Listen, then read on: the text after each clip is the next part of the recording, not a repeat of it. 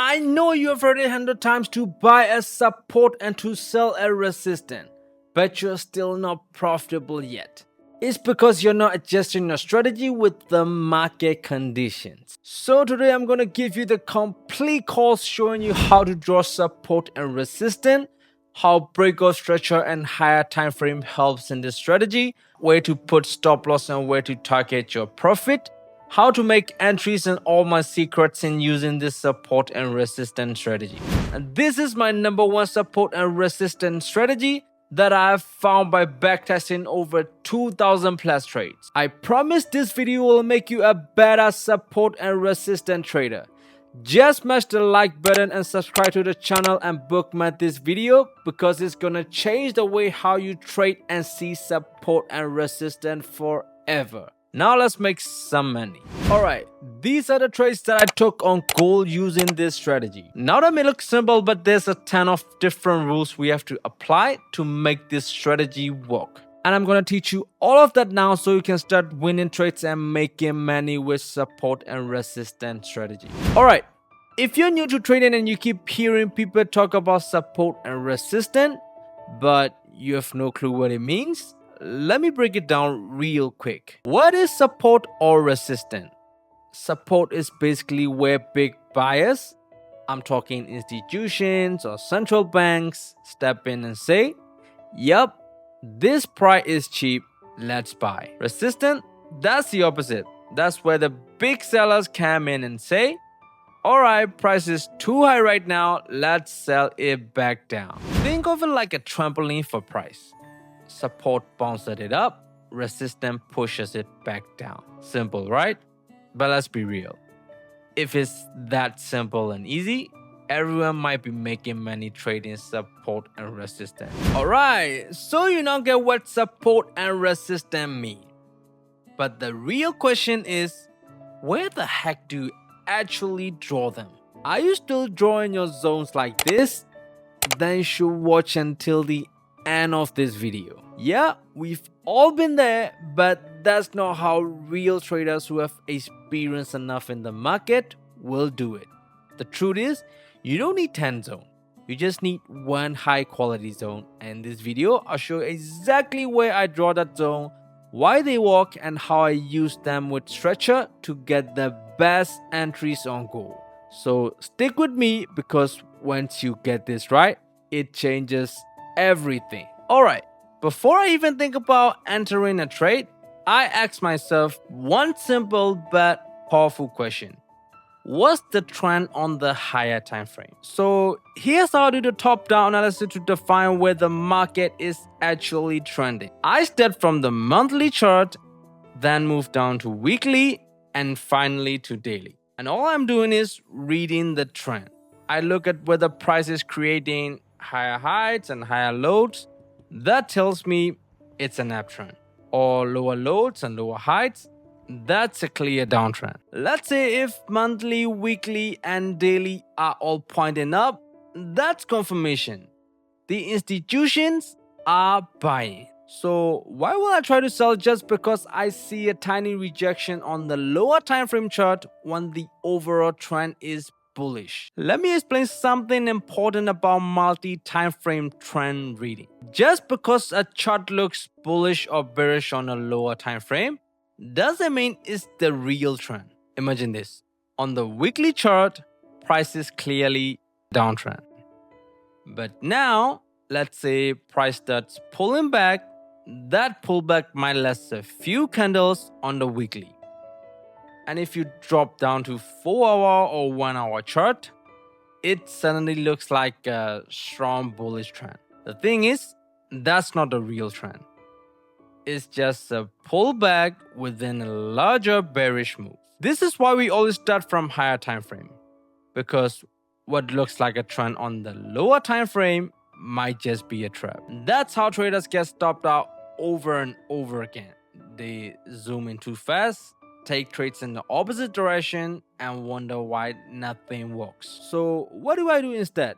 I follow the trend, I wait for the big money to come in and play. That won't change, just respecting the higher time frame bias took my win rate to the moon.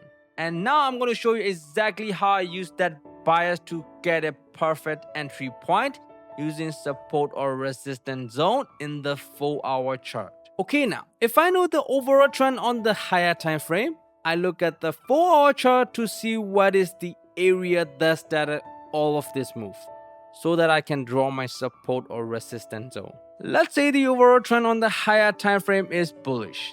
This is the 4-hour chart. I find the last bearish candle that started all of this bullish move, which is this little one, and mark the area with this support zone to let the price come and touch this area, so that we can get a discount to buy at this area. The thing is, we have to wait until the price reaches that area. Many people don't have enough patience to wait, so they jump in to buy as soon as they know the overall trend. So what I do here is I wait until the price reaches this area. I place the price alert if I can be watching the chart at the moment. And even if the price reaches this support zone, I'm not entering any trade yet until I see the 5-minute breakout stretcher or change of corridor. Okay, I'm gonna explain what is the breakout stretcher or change of corridor first. This is the most important in this strategy. Whenever we have a trending market, we have a series of higher heights and higher lows, or a series of lower lows and lower heights. A breakout stretcher happens when price creates a new level that follows the direction of the current trend. Now look at this trend here. Again, price breaks above the high and forms another higher high. That's a clear breakout stretcher, showing that the bullish trend is still in play. But then something different happens. Price breaks below this previous swing low. This time it's not a breakout stretcher. It's what we call a change of corridor. Why? Because the market has shifted from making higher heights and higher lows to breaking low for the first time. That signals a potential reversal, a shift from bullish to bearish momentum. Now it's important to note, price may still push back up and even make a new high. That could just be a liquidity grab to trap late buyers. And that's why after a change of corridor, we usually wait for another breakout stretcher in the new direction to confirm the new trend. Now that you understand a breakout stretcher and change of corridor, let me show exactly how I use them on the 5-minute chart to get the high probability entries. Remember earlier we talked about waiting for price to return to a 4-hour support level, specifically to that 4-hour less bearish candle that started all of this bullish move. Once price comes back into that zone, we drop down to 5-minute chart and look for signs of reversal.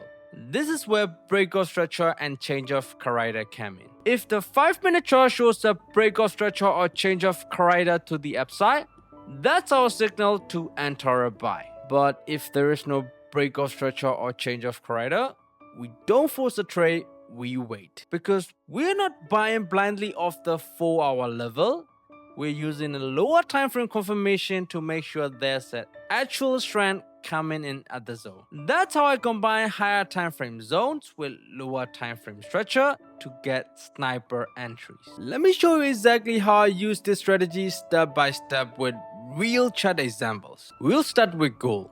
The first thing I do is analyze the higher time frames, monthly, weekly, and daily, to figure out the overall trend where the big money is pushing. In this case, all 3 higher time frames are clearly bullish. But just because the trend is bullish doesn't mean I blindly jump into a buy.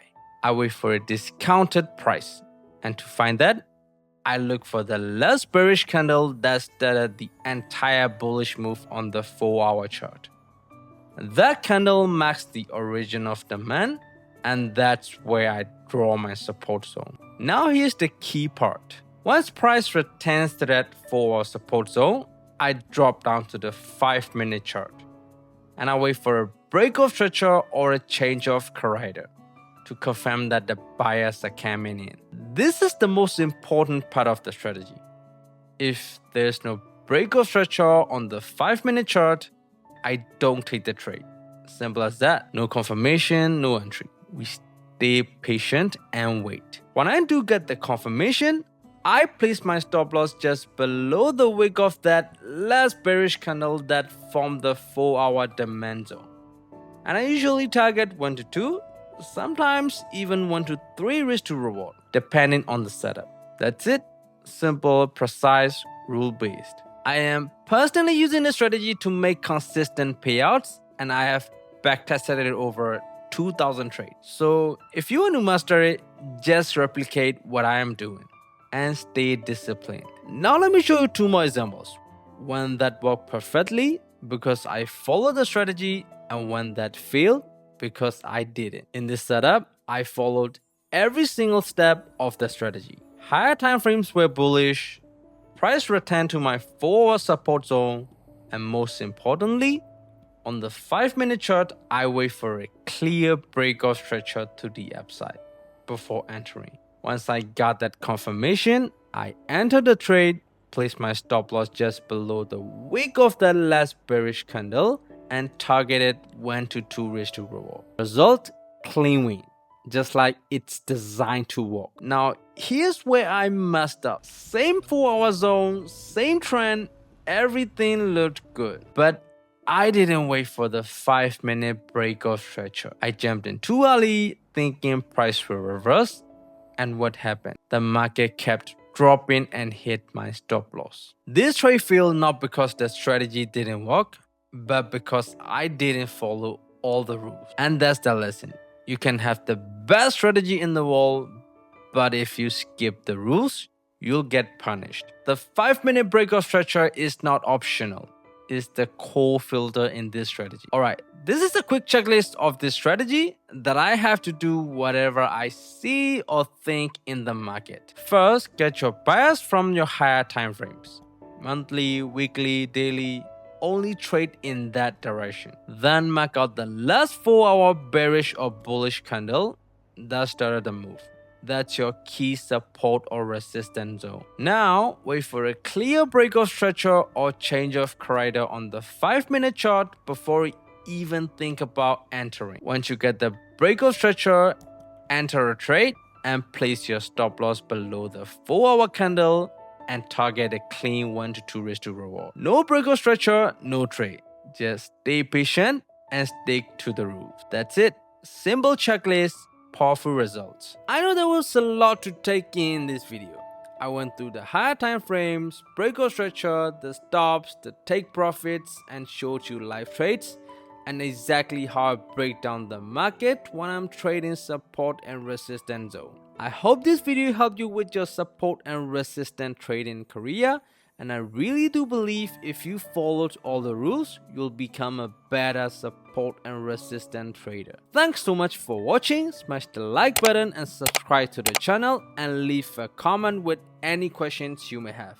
Consider joining my free Discord trading group. Links to that is in the comment, and I post my trades every day in that group. Thanks so much. See you in the next video. Ciao, ciao.